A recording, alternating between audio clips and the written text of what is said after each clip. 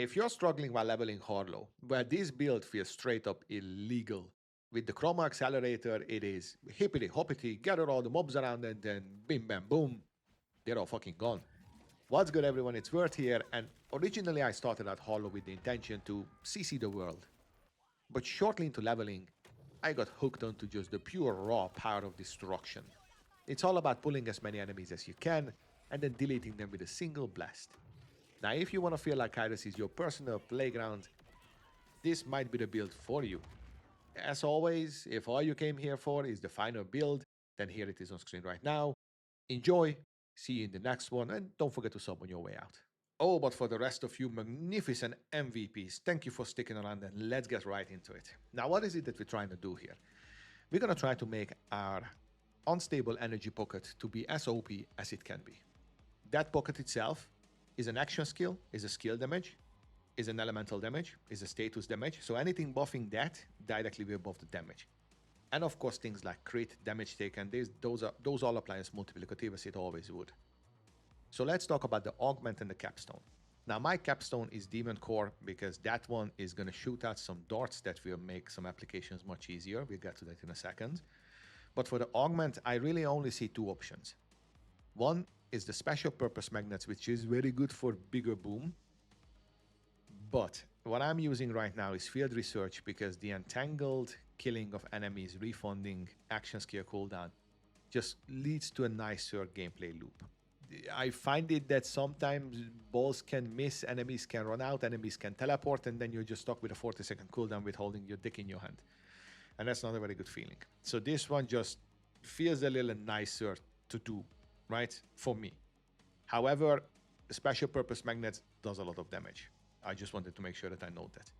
Now for the talent. We're taking field ready prototype for action skill damage. We're taking elementary for elemental damage. We're taking enriched for radiation.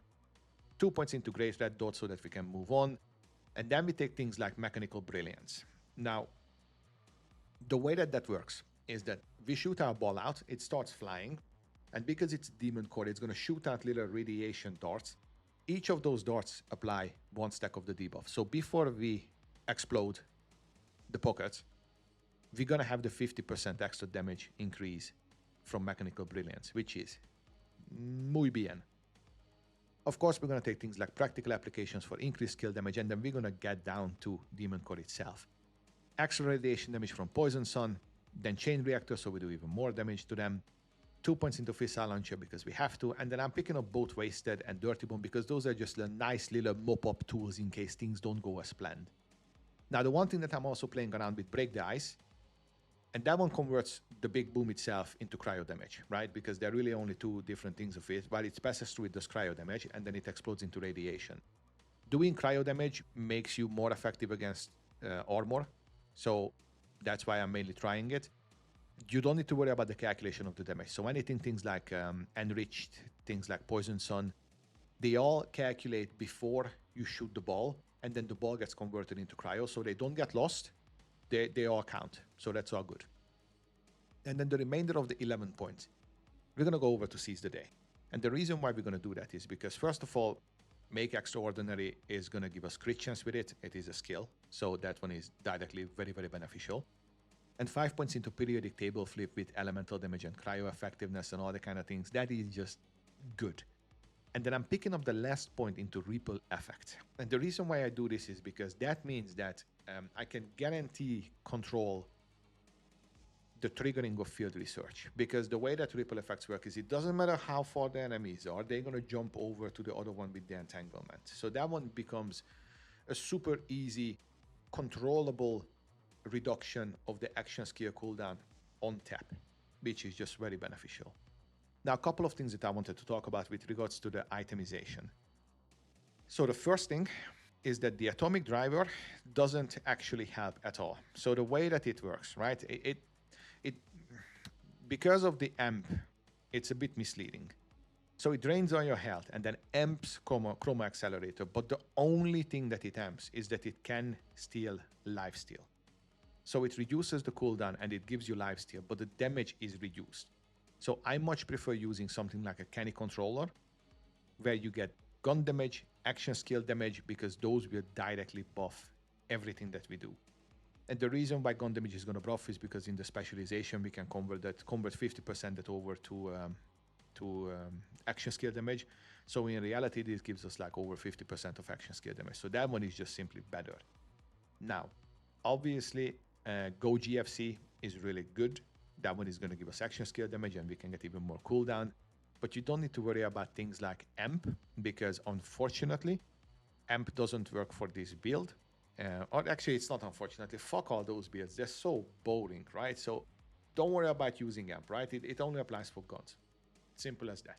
Now, let's leave it at that. For the specialization, we can touch on that very quickly. I mean, obviously, I'm in little kiddie shoes, right? But things like the I am gun is always going to be beneficial because the stronger you grow with brute and sharpshooter and all the kind of things, this one is just going to directly benefit. And as always, the best defense and the riddle units, those are going to be my go-tos because they are going to feed into it incredibly easy. A Honed Bind is going to be my fourth pick for this one, I'm pretty sure, because getting the crit and then the crit damage is just going to be juicy. And that, ladies and gentlemen, is the Chroma Accelerator Harlowe. It is really as simple as hippity hoppity, gather all the mobs around and then just watch them vanish. Now, if you enjoyed this, make sure to smash that subscribe button so that you don't miss out on my next build breakdown. I've got my leveling set up, endgame builds and tier lists and all sorts of fun on the way. Now, the one thing that I wanted to talk to you about, right? And we're going to take 10 seconds here to just discuss this. I need a couple of ideas. So drop a comment if you have any kind of funky ideas or if you're struggling with some things or if you want to make sure that some things work that I can bash my head against until we can make it work. I don't want to fuck around with any kind of amp and then under barrel, big rocket and then just delete things. That's boring as shit. So let me know what ideas you have. And as always, I'll see you in the next one. Peace.